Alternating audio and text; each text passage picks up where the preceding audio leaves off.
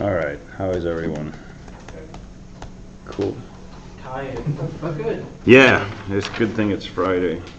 Tell him you're good, tell me you're bad. There's a sign. Sometimes. I'm gonna turn on some lights just so we don't fall asleep. I don't fall asleep. All right, so questions. Do you want to talk about word lists? Sure, let's Yeah? go through the whole thing, yeah. Okay. Let's see.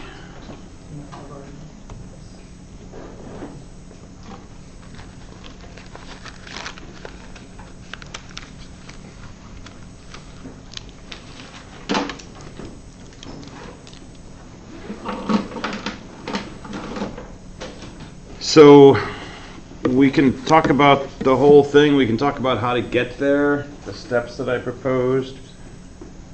We can talk about specific questions. You got preferences? All of the above? How about the steps to get there first? Okay. Yeah. Can I talk about beer too? Yeah, that's what we're talking about. So in-depth integrated to do scanner.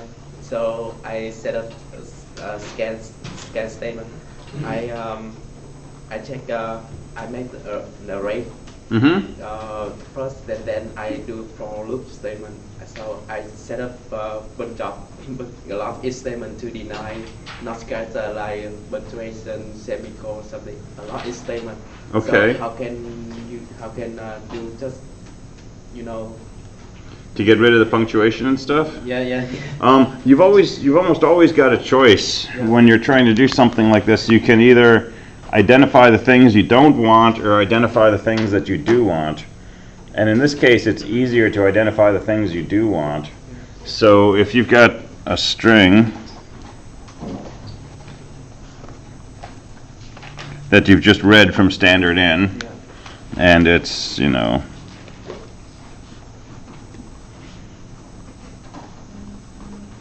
it's hello there with some stuff in between, right? So an easier way maybe to do this is to go through each letter, each character, and see if it's a letter. And if it is,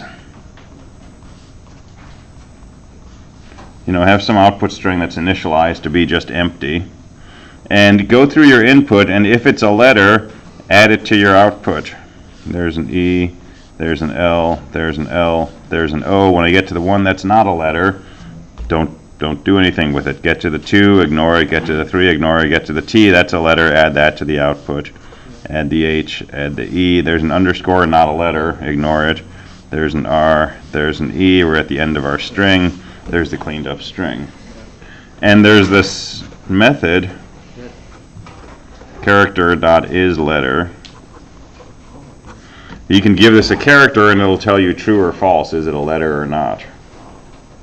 And so to find each character of this, we can do something like the name of the string, and strings have a method called character@. And if we say temp.character@I, that gives us the character at position I, and it tells us if that character is a letter. So this is for I equals 0, I less than temp.length. So go through all the letters, and if that's a character, then go ahead and add that character to output.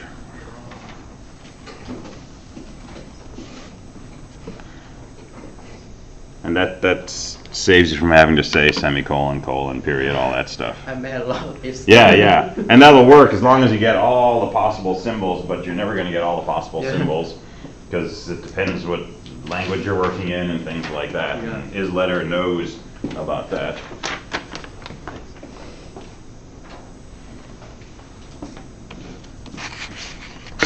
All right, so sneaking up to this,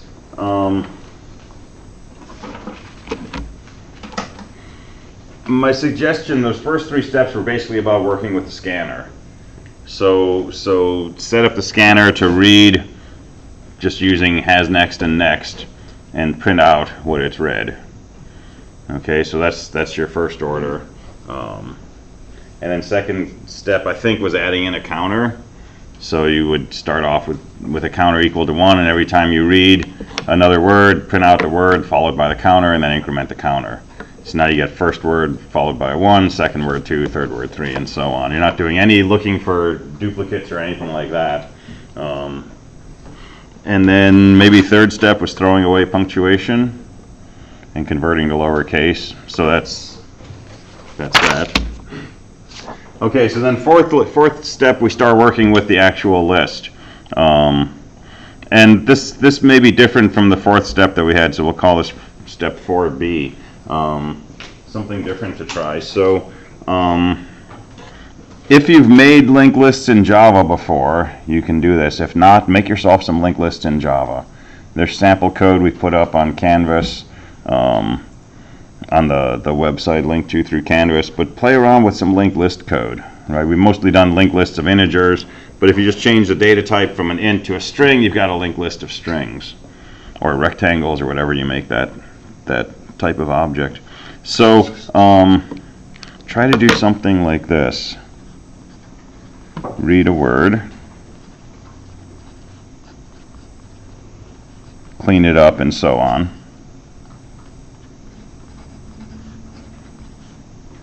Add to a list, and go back to the top, do that again until you don't have any words left, and now you should have a linked list with all the words in order from your input. And add, I don't know, a traverse method to your list class and say, you know, my list.traverse, and it should print out basically your input, one word at a time, all cleaned up. Okay, that gets a list into your loop. And then try making a list where your nodes look like this. There's a word, there's a pointer to the next node, but then there's an integer location. And that location that you were doing in step 2, that you were just incrementing each time you got a word, when you add your word to the list, plus add that integer location in there.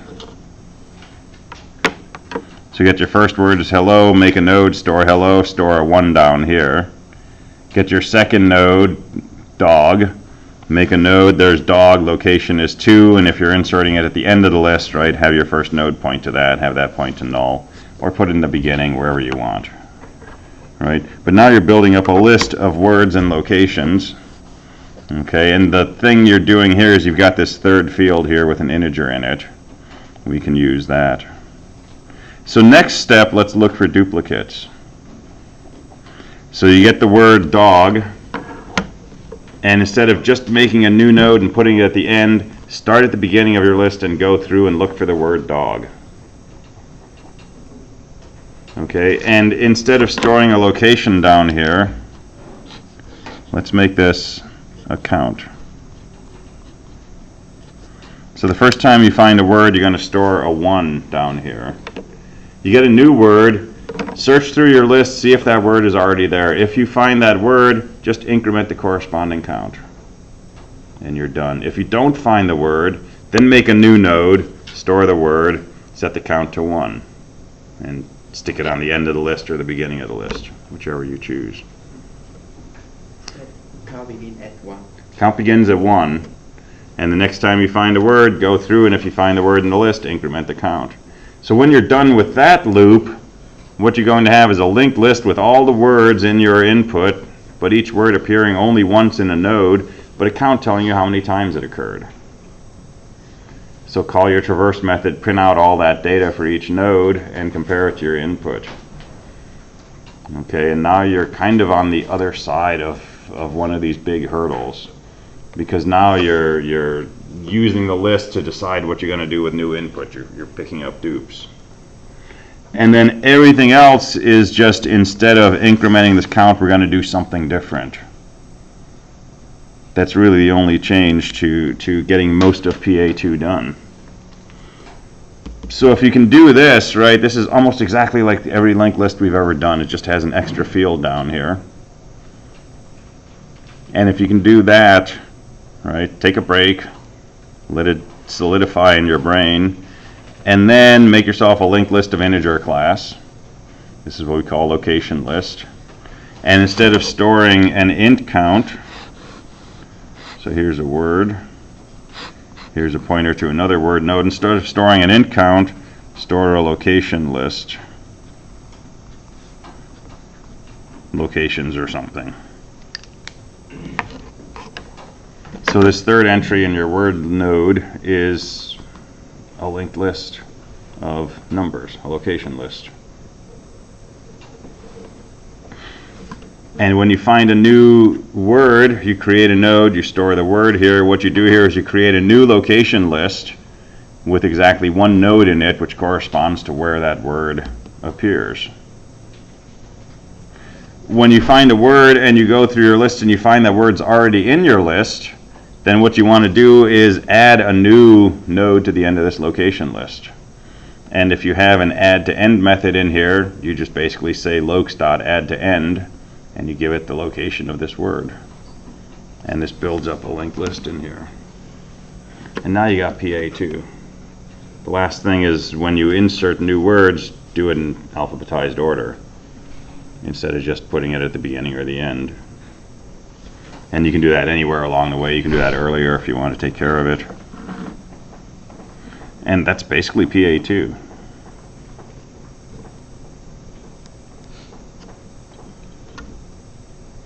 So start with those first steps, right? If you know how to use a scanner, then you should be able to do the first, second, and probably the third steps. If you're not sure how to use a scanner, right, shoot an email, post a discussion or something, and there should be sample code around for doing that.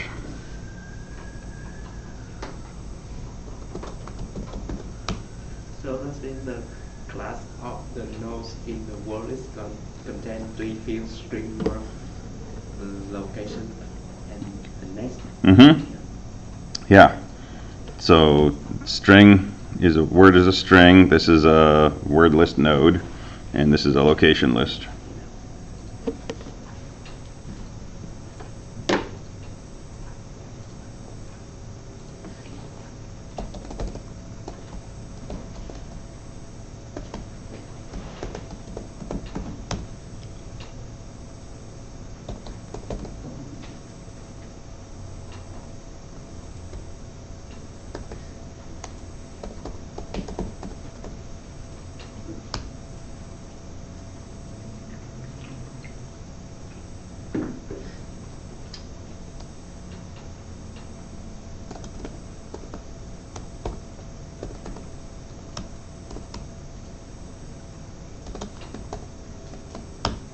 So there's some stuff under the scanners directory. There's 2 sample programs that use scanners.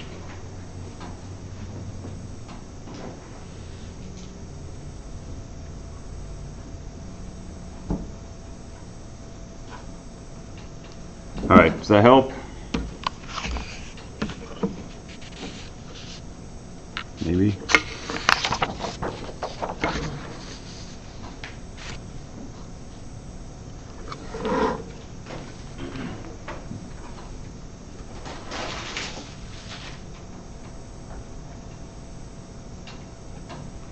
All right, I want to talk about arrays, and this is not PA2 related, but it's something we haven't talked about and it'll come up eventually. So let's talk about arrays in Java. And we've already kind of done integer arrays a few times.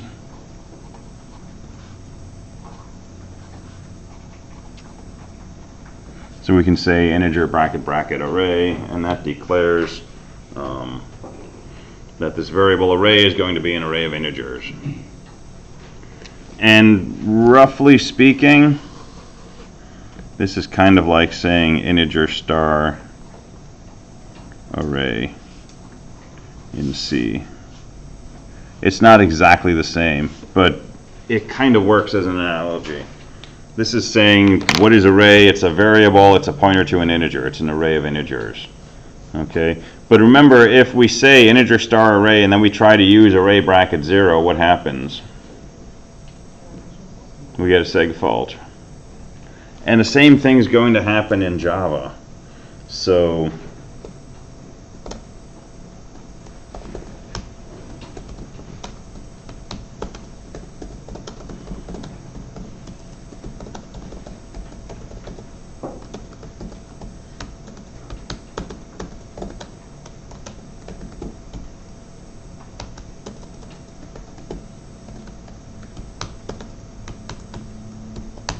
their integer bracket bracket array, array 0 equals 5.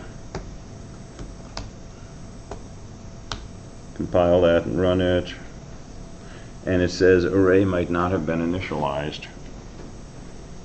Which means if it tried to execute it, it would basically get something like a seg fault. But the compiler's smart enough to pick up the fact that this doesn't have a value. So what have we done? We've told the compiler that array is going to be an array of integers, but it's not actually an array of integers yet. Right? This is like when we say integer j. Right? Well, we know j has some value, but it's almost like it's not really an integer yet until we actually give it a value. Okay, same thing here. Array does have a value, it's null, right? And when we try to access array 0, we try to read memory location 0, and that's a seg fault. So we need to have array point to something effectively. In C, we say something like array equals malloc 10 times size of int, and that allocates space, and maybe we initialize the elements to 0 or something. In Java, we do the following: array equals new int bracket, however big we want it to be.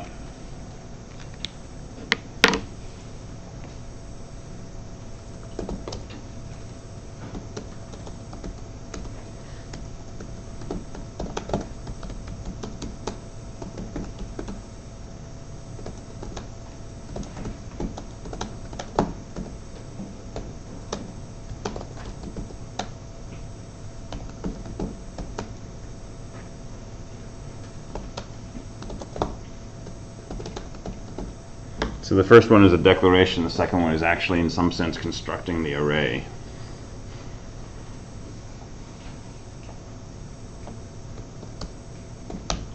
And so that works fine.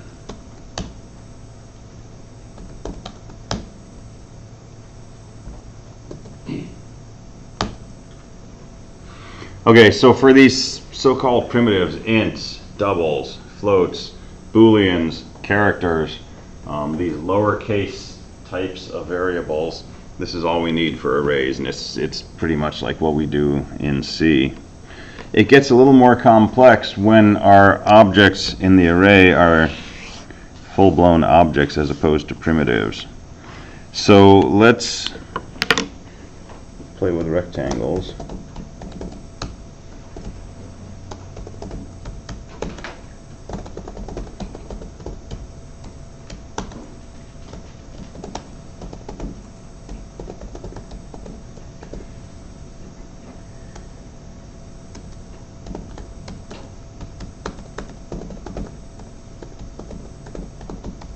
So here's a constructor. Here's an area method.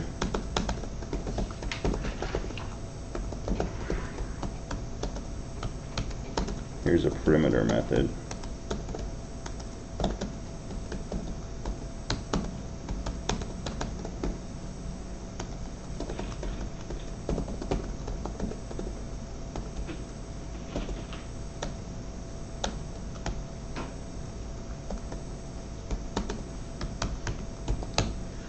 Alright, so it's a slightly embellished rectangle class.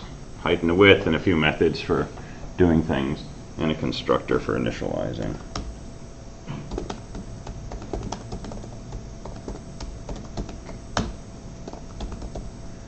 Okay, back to main. So let's suppose we want to make an array of rectangles.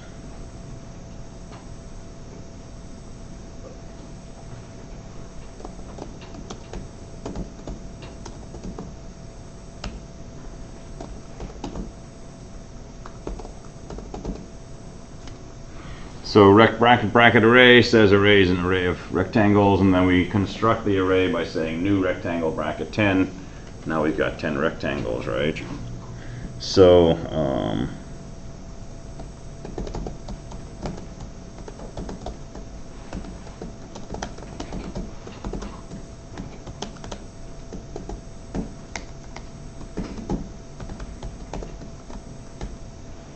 let's print the area of the rectangle in element 0.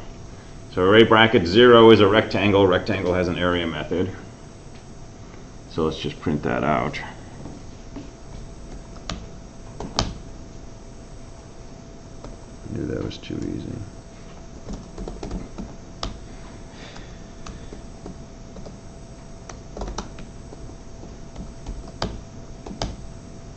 All right, ready?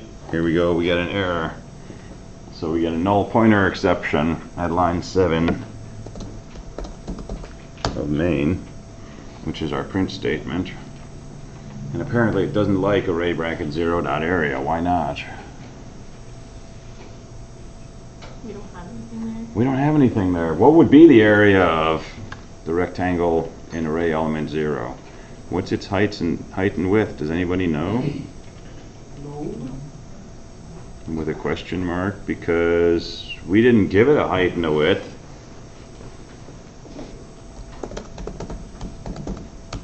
We know that these variables are initialized to 0 usually, but have we called the constructor for this rectangle? The rectangle doesn't exist. And this is a little weird, because we said array equals new rectangle bracket 10, but that doesn't actually create 10 rectangles. That creates 10 spaces for rectangles. So here's one way to think of this.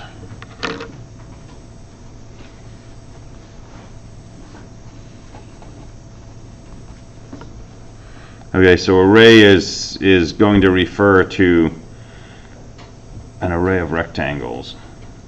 But right now, array is not initialized. We can't even compile if we use array. When we say array equals new rectangle 10, array has 10 spots. And each of these refers to a rectangle. But to which rectangle does it refer? None. Right now, each of these is null. And this is just like if we say rectangle R is null. Until we actually say R equals new rectangle, in our case, parentheses 5, 7. So this is not actually creating 10 rectangles. It's creating an array that has space for 10 references to rectangles. But there's still no rectangles anywhere in sight. So we need to do something like this. Array bracket 0 equals new rectangle.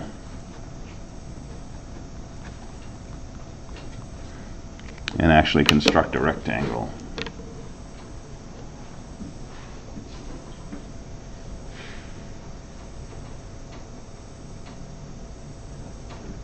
So is index content is rectangle content. Say again? So array equal 10. So I'm gonna be contain 10 So this says array is going to contain 10 rectangles, right? But it doesn't actually contain them yet. It basically set up a box that has 10 slots in it, and we can put a rectangle in each of those slots. But we haven't put anything in those slots yet, so they're null. So when we try to use area 0, array 0 dot area, array 0 is null. That's the null pointer exception. So if we do this first,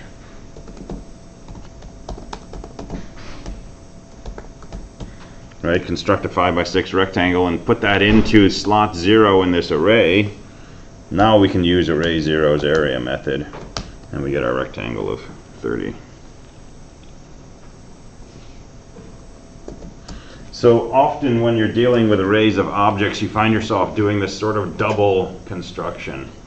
One construction to create the array and then another one to create each of the elements in the array.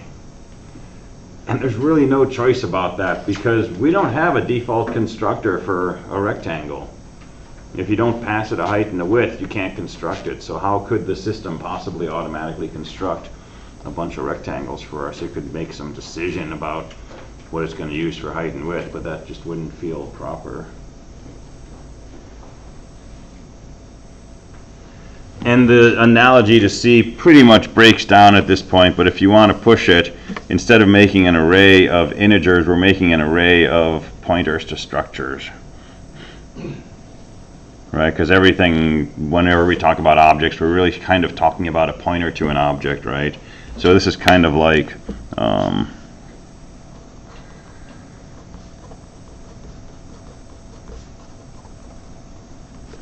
it's like array is an array of pointers to these rectangles.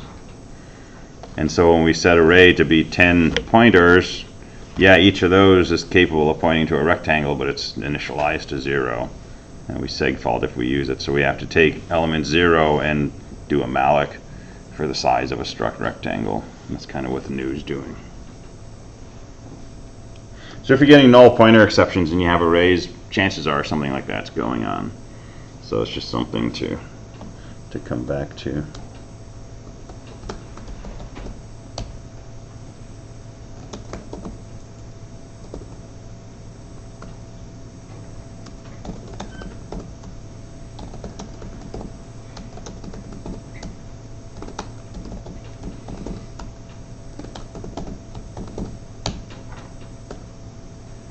All right, questions about that?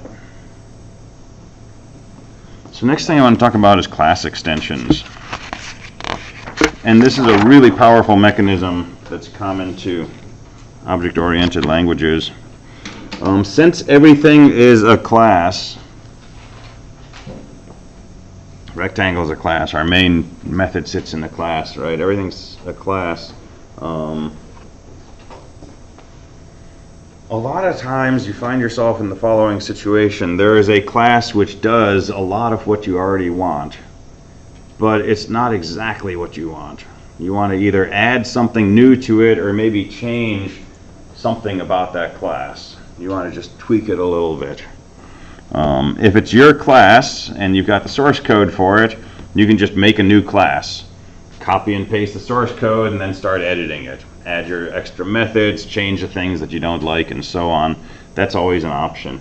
If it's not your class, if it's a class that already exists and you don't have access to the source code, you have the option of doing what's called making an extension or a subclass from that. So for example, somebody gives us this rectangle class, and we don't have the source code, but we know that we can construct it with a height and a width. We know we can find the area, and we know we can find the perimeter. All right, and I decide I really want a class that handles squares.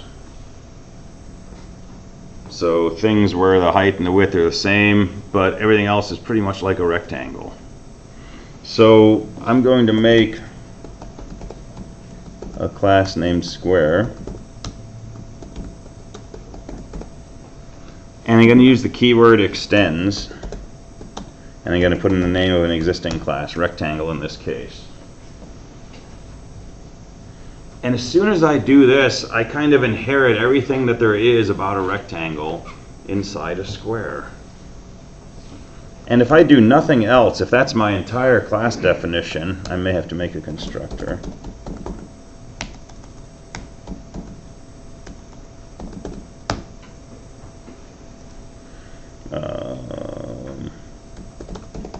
Let me do one thing.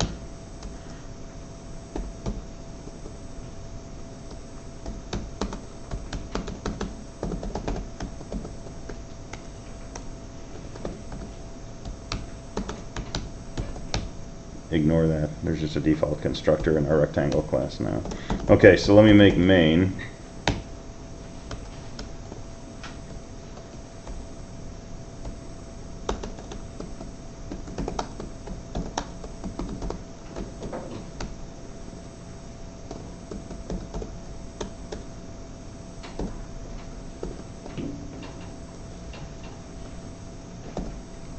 So I'm going to say square S equals new square, and I'm going to print out the area of the square. I don't know if this will work or not. Hey, it worked. So what is a square? I didn't write any code. I wrote one line of Java.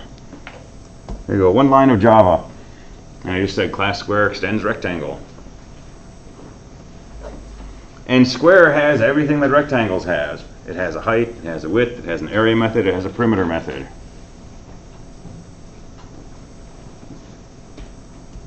Okay, well that's kind of cool if we just prefer the name square to rectangle, but what if we want to actually do something different in here?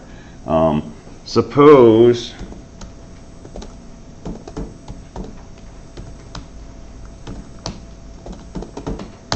let's put a toString method in here.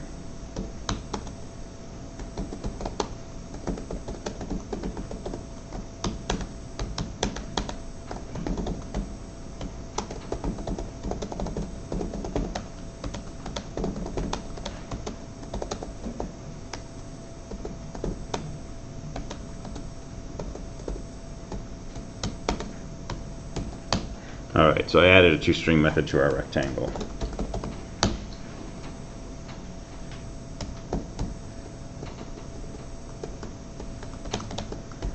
So let's print out what S is just by saying S plus, string plus S.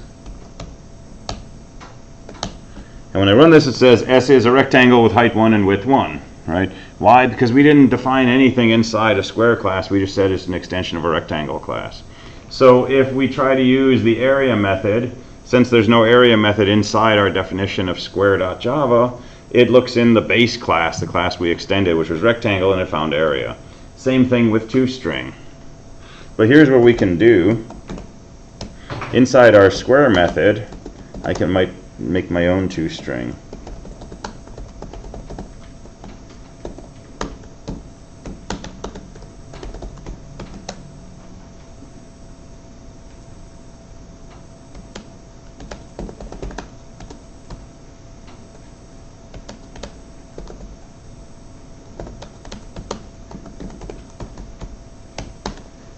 So I'm just going to say a height by height square.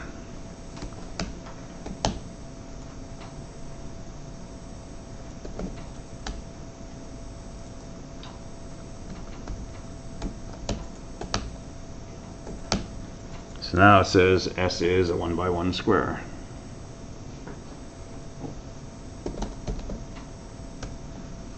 Same main program, but if the square class defines its own toString, that's the one that gets called when I try to concatenate S to a string. If there's no toString in the square class, it'll look in the rectangle class to see if there's a toString. And if there's no toString in the rectangle class, what does it do? It keeps looking, because rectangle is actually an extension of an object. And an object has a toString method. And that's the method that prints out the name of the class, the @ sign, and then the hex code.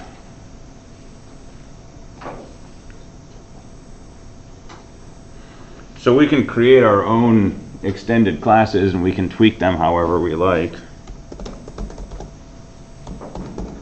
by using this extends keyword.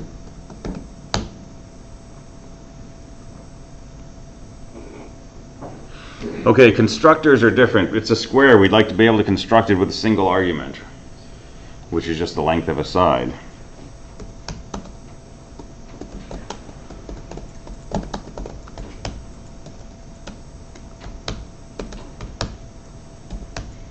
So how do we construct a square? Well, we know we have a rectangle base class, which means everything that's in the rectangle class is available to us. Well, there's a constructor in the rectangle class. It takes two arguments, a height and a width. If we could call that constructor, we could pass its side as both the height and the width and hope that that constructs a rectangle, which is what a square is. But we got to get to the constructor in the rectangle class. Okay, we are extending the rectangle. Square is considered a subclass. Rectangle is considered a superclass. So it's like a hierarchy. And the things on top get extended by things below. So object is sort of the superclass of everything. In this case, rectangle is the superclass of square, square is the subclass of rectangle. So if we want to get to a method in the rectangle class, there's a keyword we can use, which is super. So even if I wrote my own area method in here, if I wanted to get to rectangle's area method, I could say super.area.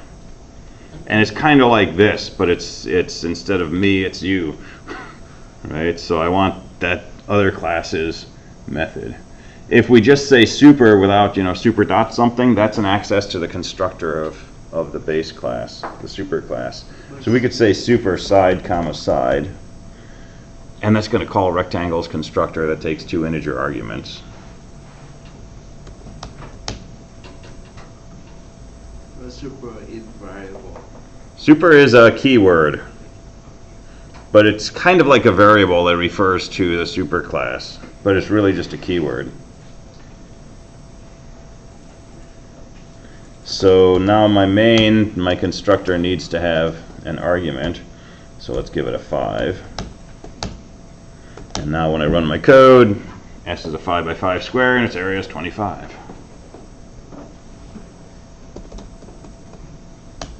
So with just this little bit of code, right, we've got a full-blown square class that does some things that are unique to squares. It prints them out a little differently. It lets us construct with 1 argument. And this actually turns out, this is kind of a cheesy example, but this actually turns out to be a really useful and powerful feature. Because so much of what we do in an object-oriented setting is about taking existing classes and using them. And a lot of times you're going to want to tailor them a little bit. And this is going to come up especially when we're dealing with making GUIs. Because everything that we were doing the other day, and I'm going to bring up IntelliJ in a minute, well, I'll start it right now. Everything that we were doing when we were bringing up GUIs and putting on buttons and stuff like that, there's a whole lot of stuff happening there. Right? How would you make a window that's got kind of a gray background and a title bar and 3 buttons in the corner for minimizing, maximizing, and closing, and a border that's got a bit of a shadow to it, and a thing so that if you bring the mouse over to the corner, it changes shape and it lets you grab this and make it bigger. And that's a lot of stuff going on. And if every time you wanted to make a GUI for a travel reservation program, you had to write code to do all of those things, right? That would be a real pain. Used to be what you had to do, right? We don't do that with Java because all of the stuff for making this happen already exists. It's in a whole package called Swing. And there's a class called a JFrame that makes this thing appear and do all of those things and have the buttons in the corner and so on and so forth. But it doesn't do exactly what we always want.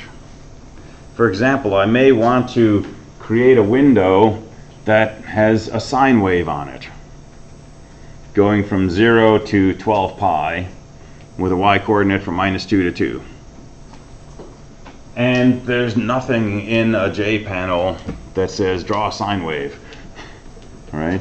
And I can draw a sine wave pretty easily. There's ways to light points, there's ways to draw lines, but I don't want to do all of this stuff myself. I want to take everything that this does, but I also want to draw a sine wave. So the way we're going to do this is we're going to take the JFrame class or the JPanel class or some class that's appropriate, we're going to extend it. And in the extended class, we're going to redefine a method called paint, which is responsible for basically displaying the background. And it's in that paint method that we're going to say, okay, so for x from 0 to 12 pi, let y equal the sine of x, and draw a little pixel at x comma y. But there's other cases where we'll use extensions as well. But that's one that's going to come up a fair amount. I guess I'll put this code in the server too.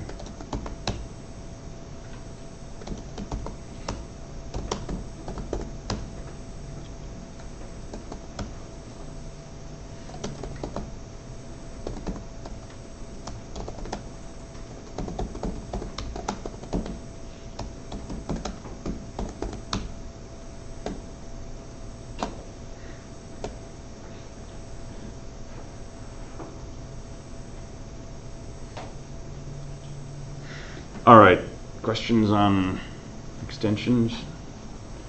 Yeah. You said super allows you to create or use methods or constructors of other classes, right? Say again? So the keyword super, Mm-hmm. you said that allows you to use the constructors of another class. And the methods and the fields, as long as you have access to them, as long as they're not totally private. So you can say like this dot height, and it gets to the height field in your current class, right? If you say super dot height, it's the same thing, but it's looking in the base class. And it could have a different meaning. Maybe in the base class, height is an integer, and in my class, it's a float. And that would change, you would have to code yours, like you'd have to make it integer. So if base class was integers and you wanted your height and width to be double, if you needed an integer version, you could say super dot height, right? And that would grab the height from the base class, which would be an integer. And so you could say like this dot height equals super dot height, or whatever you want to do. Yeah. Could you have like an extension? You can extend extensions, but you can't extend more than one class. Okay, so you can't say this extends both a rectangle and a string, right? But you can have a square that extends a rectangle, and you can have a rectangle that you can have something else that extends a square. Thanks. And you can build a hierarchy like that.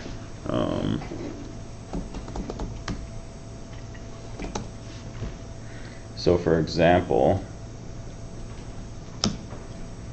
we've looked at this, but I've never actually talked about it. JPanel, these things that we can like draw on, right? So this up here is the hierarchy of extensions. A JPanel is an extension of a J component, which is an extension of a container, which is an extension of an AWT component, which is an extension of an object. And everything that you look at in this documentation is an extension of something that ultimately is an extension of an object.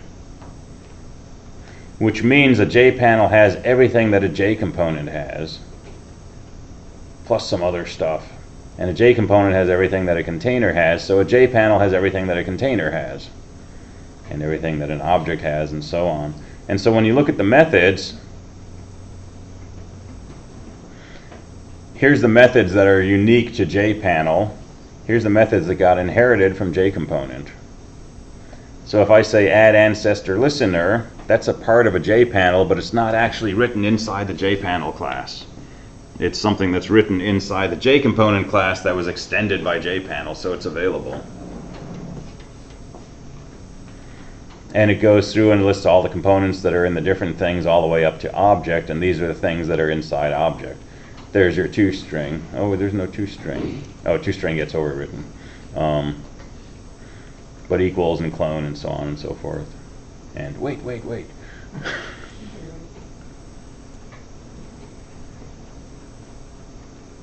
Yeah, toString is up here.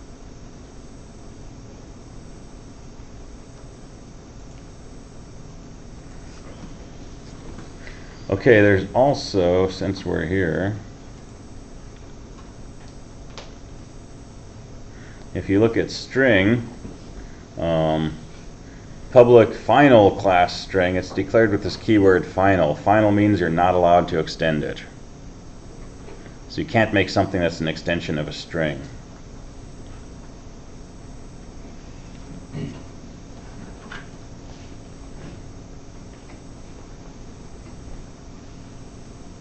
And that's an interesting question of why you would want to do that. But I convinced myself that it's a good thing. Basically, if you make an extension of a string, if I create a myString which extends string, and there's something that's expecting a string as an argument, I can pass it a myString, and it will accept that. But any methods that I defined in myString that override the methods in string, those would end up getting used if the code uses an argument from a method from that argument. And so I've made at least one case where I could like trick something into giving me its password by handing it my own extended version of a string. I don't know if that's the reason they do it or not, but it feels like a gaping security hole otherwise, because anything that ingests a string, if I feed it one of my strings, I can trick it into running my methods for things like equals. So, but there's, you know, big bifurcating tree of discussions on Stack Overflow about why it's even ridiculous to ask why you would want a final, because obviously it's important. So, but anyway, you can make things final and they can't be extended.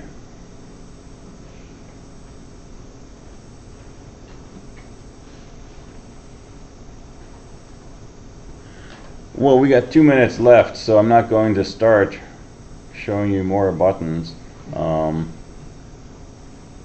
So we cobbled together a calculator in the earlier section, and it was a binary calculator that looks like this, and you can basically toggle in a number over here on the left in binary, and it automatically translates it into decimal over here on the right. And then if we have more time, we're going to add a plus button and an equals button so we could actually add numbers in binary. And we could add a backspace button, because right now there's no way to delete. These things just keep getting bigger and bigger and bigger until they overflow, because it's more than 32 bits, but we can still keep making them bigger. So if you're interested in that, the video is online, or will be online from that. But anyway, my plan for Monday is to start talking about some graphics and start looking at how lines appear on a screen, and digging into some more of these classes like the JPanel and seeing how we can get this to start doing some drawing for us. So we'll be playing a lot with events and event-driven code and creating listeners. And leading up to Friday, we'll talk about PA3, which will be a tic-tac-toe game, graphical in nature, point and click. So that'll be fun. All right, have a fantastic weekend. I will see you on Monday. Take a picture.